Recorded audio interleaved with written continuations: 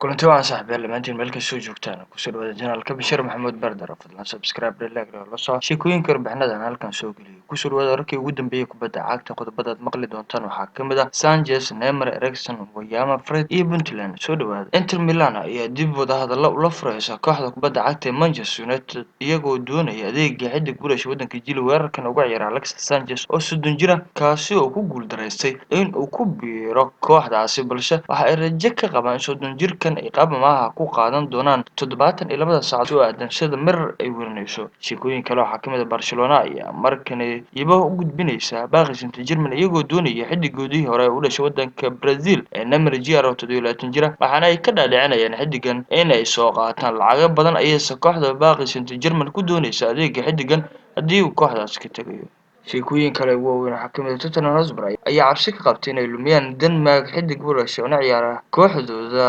qadka dhexe u maareeya Christian Eriksen 27 jira kaasi oo markani diyaar u ah in uu xiddigani kooxda faarujiyo waxaana uu yahay mid markani kooxaha waaweyn ee qaaradda Yurub ay ku loolamayaan adeega xiddigan 27 jirkan ayaana kooxdiisa isaga bixi kara sida Star ay warinayso isla Tottenham Hotspur xiddiga u dhashay waddanka Kenya ee qadka dhexe ka ciyaara Victor Wanyama ayaa markan waxa uu helayaa 5 sano oo heshiis ah oo usbuucii ku qaadanaya 65,000 oo geni haddii uu ku biiro kooxda kubadda cagta Club Brugge oo qarka u saaran inay qaataan xiddiga adeegiisa Scottish Dazan ayaa sidaas sheegaysa warar kale dhanka suuqana waxaa ka mid ah kooxda Fiorentina ziraada ka dhisan ayaa doonaysa Manchester United iyo Brazil qadka dhexe xiddiga uga ciyaara Fred 26 jira kaas oo waqti fiican aan ku qaadanayn kooxda kubadda cagta Red Devilska Calcio Mercato oo Talyaaniga iyo sidaas warinaysa warar kale waxaa ka mid ah kooxda kubadda cagta Boqdona waxay doonaysaa inay qaataan Arsenal iyo masaarida qadkooda dhexe Mohamed Elneny